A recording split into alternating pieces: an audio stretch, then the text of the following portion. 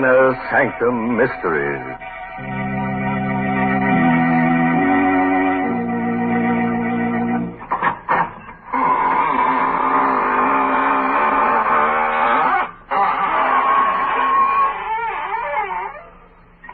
Good evening, friends.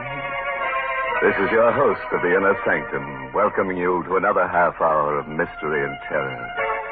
Guaranteed to take 10 years off your life. Don't just stand there. Come on in. We've been fixing up the place, making it more homey. Yes, you see that beam over there with the rope hanging down? You just stand on the table, put your head through the noose, and, that's right. It's for the convenience of anyone who feels like hanging around after the broadcast. I wish you wouldn't say things like that. Oh, you're right, Mary. I'm a bad host. Here, I invite everybody to hang around, and there's only one rope. I guess we'll have to hang together instead of hanging separately. And now, friends, tell me, do you like holidays? Well, you won't after you hear tonight's story. It's called Dead Man's Holiday. And it's an original radio play by that cryptic mystic, Robert Sloane. Yes, and our star tonight is Myron McCormick, who plays the role of Eric. Not far from the waterfront, in a gloomy shack where death hovers near, a man stirs uneasily on a blood-stained cot.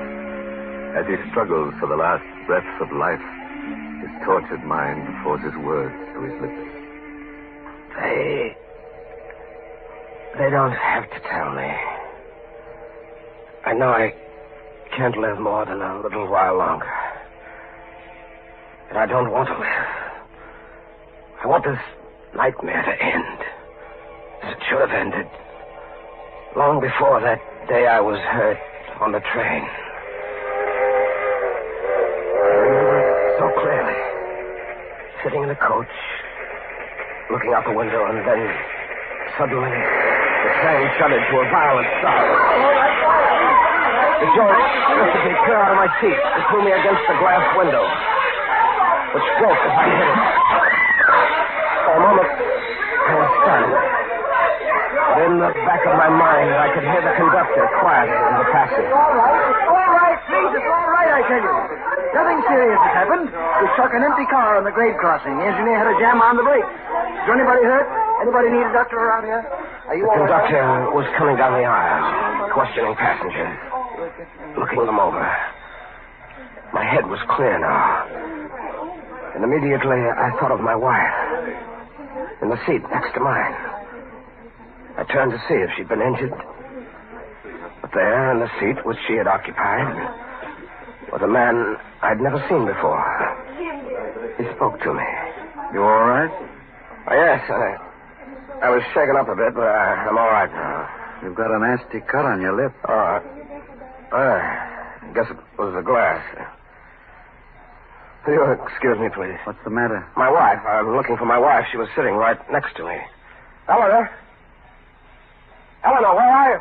What's wrong, sir? My wife. She's gone, conductor. She's gone. All right, no, don't get excited. She was sitting right next to me, right where this man is sitting now. You must be mistaken. What? There wasn't any woman sitting next to you. What are you trying to tell me? My wife was sitting in that seat. All right, sir. If she's on the train, we'll find her. Now, in the meantime, you'd better come with me and have that lip of yours attended to. Not until I find out what's happened. Nothing's happened, mister. You're just a little dazed, that's all. Your wife isn't on this train. That's a lie. Why would I want to lie to you? I don't know what your reason is, but you're trying to hide something from me. I'm willing to swear you boarded this train alone. How do you know that? Because I've been sitting next to you ever since you got on.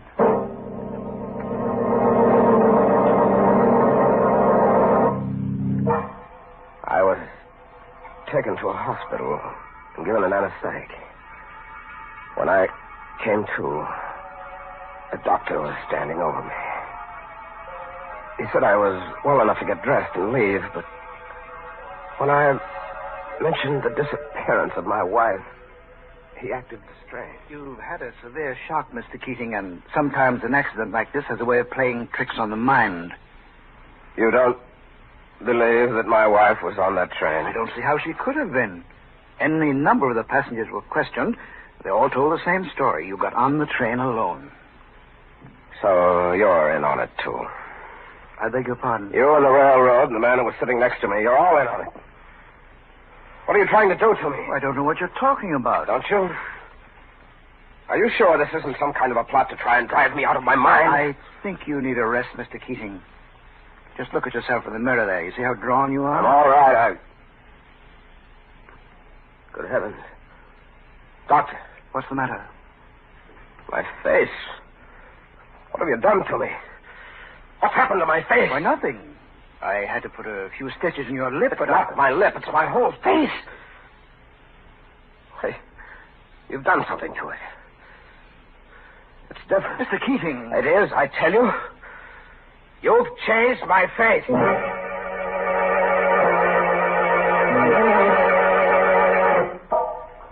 The next morning, I went straight to my house on Pine Street. I had no key, so I rang the bell, hoping against hope my wife would be there to answer it. But when the door opened, I was face to face with a gaunt, middle-aged woman I'd never seen before. Yes? Who are you? I beg your pardon. Come on, answer me. Who are you? Well, I'm the housekeeper. Don't lie to me. We don't have a housekeeper. What are you doing here? I don't see why I should answer your question. You'd better answer them. I'm Mr. Keating. Who? Mr. Keating, I live here. Where's Mrs. Keating? What have you done with her? You must have the wrong address. What do you mean? Nobody by the name of Keating lives here. What? I work for Mr. and Mrs. Drury. Don't you see the nameplate on the door? Yes, I see it. When did you put it there? Last night? You got the wrong address, Mr. Oh, I have. You see that picture over there? The one on the hall table? Yes? That's a picture of my wife. I beg your pardon, sir, but that's the picture of Mrs. Drury. Drury? I didn't know anybody by the name of Drury. I couldn't imagine why he or anybody else would go to so much trouble to keep me from my wife. I walked down to the corner drugstore to phone the police. But just as I got there, a car drove up and stopped. In it was the man who sat next to me on the train.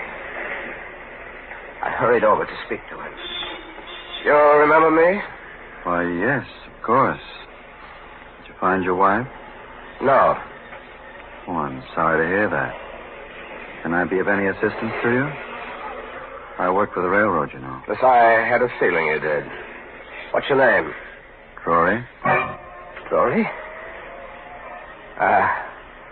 You live in the white house around the corner? The one on Pine Street? That's right. How did you know? I was just over there.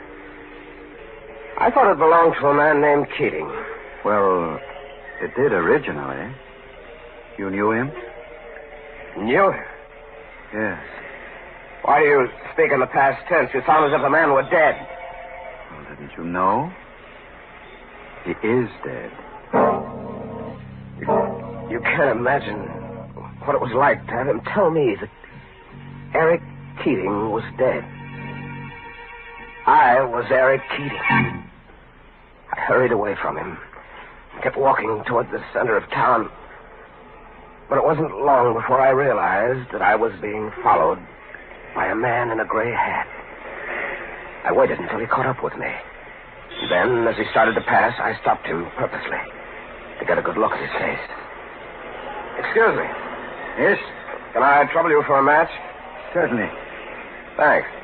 Thanks. Wait a minute. Why are you following me? Who says I am? It's pretty obvious. Now, you'd better tell me what your game is, or I'll call a cop. That wouldn't do much good, mister. I'm on the force. What? Plainclothesman. Connors is the name. Why? I don't understand. Why are you watching me? That's my business, watching people. Your face looked kind of familiar to me. What's your name? Eric Keating. Try again, mister. You better tell me the truth this time. I am telling you the truth. Why don't you believe me? Because I happen to know where Eric Keating is right now.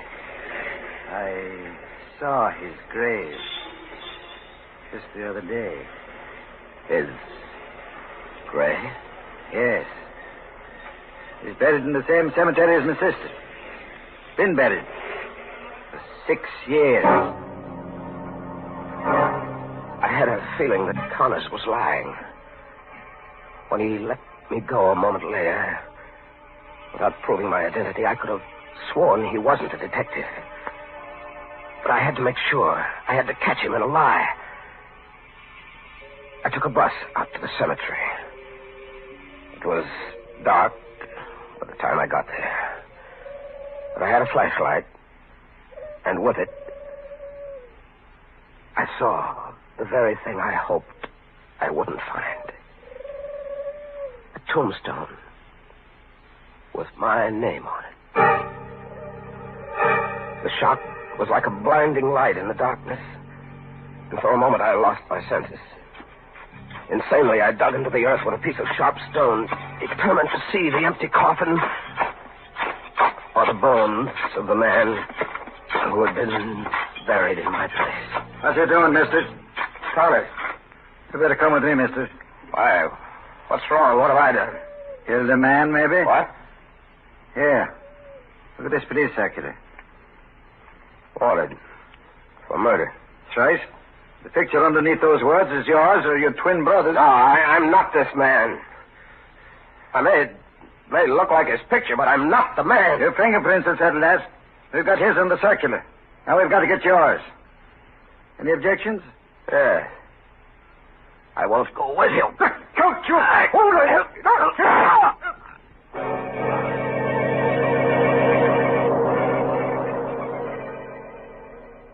Now, let's see. When we left him, he was telling us how a detective named Connors was about to arrest him for murder. Eric resisted, and they struggled at the cemetery. Connors fired a shot. A bullet went through my left arm before I could reach Connors with the stone I had in my hand. I pounded it against his temple, and he dropped to the ground, unconscious. Then I ran as fast as I could, holding one arm with the other, losing blood all the time. Somehow, I got away.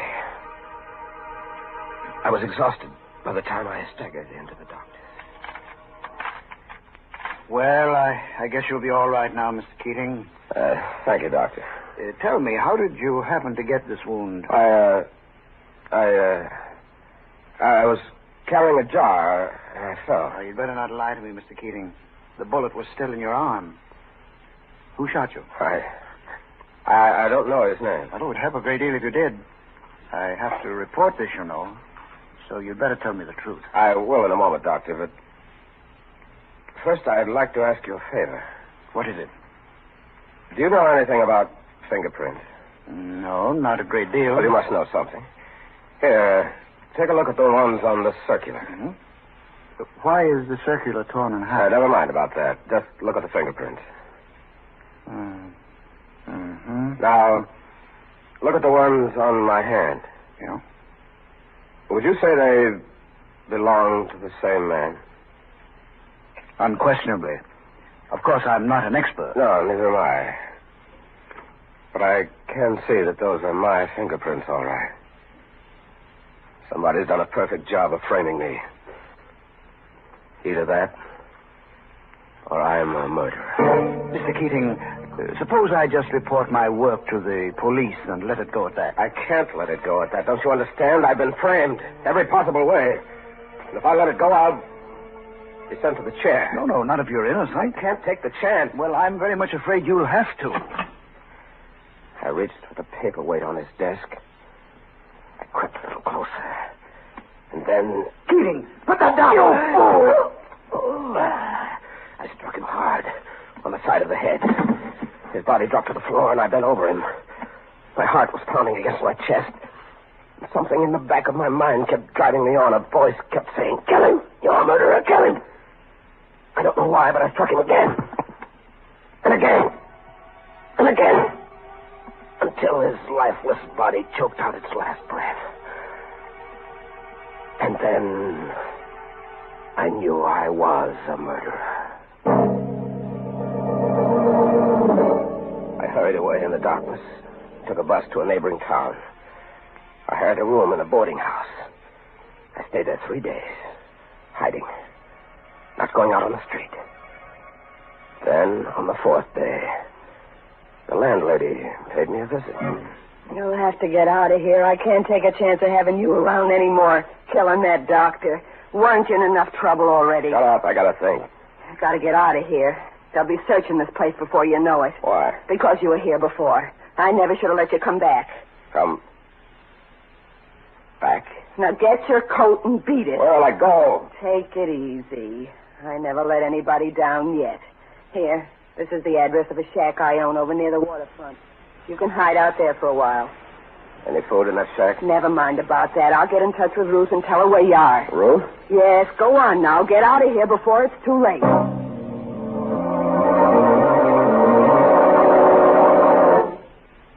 I waited in the shack for 2 days before this girl, Ruth, showed up. When she did get there, the first thing she said was... Gosh, you look terrible. Yeah, I know. I've been through a lot. Well, start working on these groceries. You must be starved. Yeah, thanks, I am. I never thought I'd see you again. Huh? Why'd you do it? I couldn't help myself. He was going to turn me over to the police. I don't mean the doctor. I mean Richie. Who? Richie? What are you looking at me like that for? I'm just trying to think. Huh. You should have done some thinking before you buried his body where you did. They found it the next day. Stop it, will you? I'm going out of my mind. What's the matter? Richie, Ruth, Glory, the landlady. When is it going to stop? Hey, take it easy. I got to get out of here. I got to get out of here right now. Don't be crazy. You'll get caught. I don't care. Have you got a car? Yeah, but... Come on. Let go of me. Let go. You hurt me. Come on. Where? Where do you want to go? Back to my house. I've got to find my wife. In the dark, we drove to my house on Pine Street. Ruth waited for me in the car as I sneaked into the garage and came up through the cellar entrance. The house was dark, except for a light in the study. My wife was sitting there, alone, reading a book. I tried not to frighten her. Eleanor? Eleanor? That you, George? No, dear. It's Eric. Oh, good heavens. Who are you? What are you doing here? Don't you recognize me, Eleanor? No. No, get out of this house. Get out before I scream. Darling, I've got to make you understand. I'm your husband, Eric. You're insane. Eric is dead. No. You mustn't believe what they've been telling you. It's all part of a scheme I can't understand, but they're against us, Eleanor. They're trying to keep us apart. Eric is dead. Don't say that, He darling. died 6 years ago. And you're in on it, too. You want it this way. What do you mean? You and Drury want to be together. That's why you framed me. George Drury is my husband. Is he? Yes, we've been married for 3 years. You can't get away with this, Eleanor. I won't let you have it. I tied her to a chair and gagged her so that she couldn't scream or call the police. Then I left the house and got back into the car with Ruth. We waited there about 10 minutes. And then I saw the man I'd been waiting for. George Drury. He was walking down the far side of the street on the sidewalk. And I knew he'd have to cross over to get to the house. So I started the car. What are you doing? Getting ready. He's got to cross the street. He's got to. What are you going to do? Run him over. No. Let go of me, you fool. No.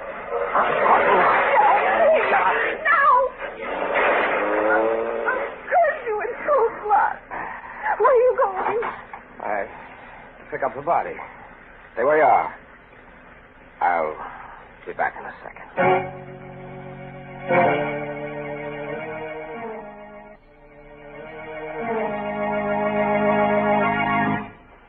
The three of us had a long ride that night. Ruth, George Drury's body, and myself. Automatically, I seemed to know where I was heading.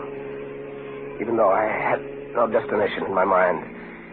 I made one turn after another, unconsciously almost, until at last I came to a dark stretch of road along a railroad track. I stopped the car and got out. What do you think you're doing? Don't ask any questions. I'm burying the body here. Are you crazy? Why? Does this place look familiar to you? Yes, I think it does. Can't remember why. You lost your mind completely. Will you stop talking like that and tell me what's wrong with this place? Why can't I bury the body here? Because it's the same place you buried Richie. Richie. Who is Richie? Why am I wanted for his murder? You're wanted because you killed him in cold blood just the way you killed Drury. Only Richie was your partner. You pulled all your jobs together. It couldn't have been me, Ruth. Not me. I didn't know Richie. I'm Eric Keating. Is that your real name? You never told me the real one. All right, but what's that? Sounds like... Yeah, it's the police. Quick, we've got to get out of here.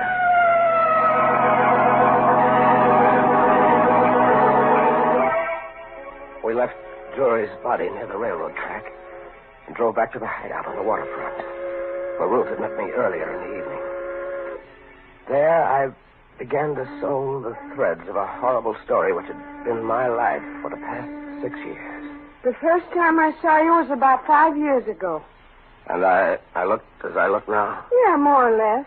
You just had a plastic surgery job done. You told me it was because your face was burned, only I didn't believe you. If that was true. My face was burned, badly. How? Yes, I'm beginning to remember. A railroad accident just about 6 years ago. The car I was in caught fire. I struck my head trying to climb out of a window. You mean you lost your memory from that blow? I must have. I must have wandered away from the scene of the wreck, not knowing who I was. And you began a new life with people like Richie, huh? Yes. I began to steal. But your wife and the railroad company give you up as dead. I can understand that. There were charred bodies in that wreck, charred beyond recognition. When I didn't show up, they must have listed me as one of them and buried another man's remains in my place. I wish it had been me. Oh, Eric, that's awful. All the while you were suffering from amnesia, your wife thought you were dead. And I didn't believe her when she said she'd married this fellow Drury. Oh. Funny how I sat next to him on the train that day. The jolt sent my mind back 6 years. And I thought I was Eric Keating, coming home from a trip with my wife. Who's there? Come out with your hands up, Keating. The police. They got this place surrounded. You better do what he says, Eric. What for? Why prolong the agony any more than I have to? Eric, don't call me Eric. Eric Keating is dead. Now let this other man die the way he should have died. Eric, don't be a fool. You can't get out that window. The cops got his covered. I know it, Ruth. I know it. It's all right. I wanted it just this way.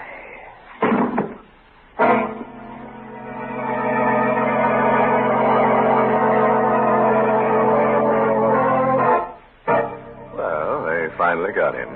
And this time they'll give him a grave he can call his own. I just hope he stays put this time instead of wandering as a ghost. A guy like that might not remember where he was buried. I'm glad he's finally at rest now. Oh, don't be so sure, Mary. That guy needs a tag on him.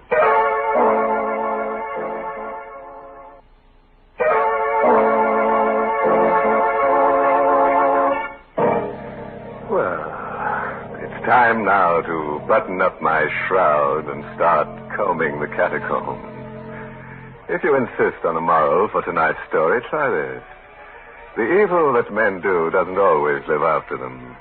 Sometimes it catches up with them.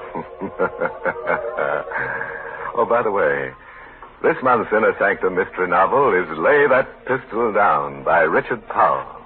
Next week's story is a real chiller.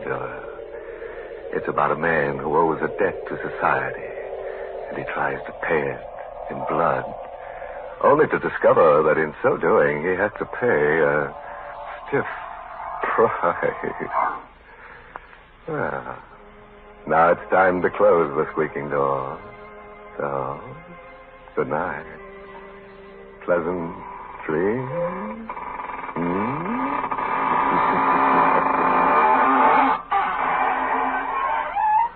Remember to tune in next Tuesday night for another Inner Sanctum mystery. This is CBS, the Columbia Broadcasting System.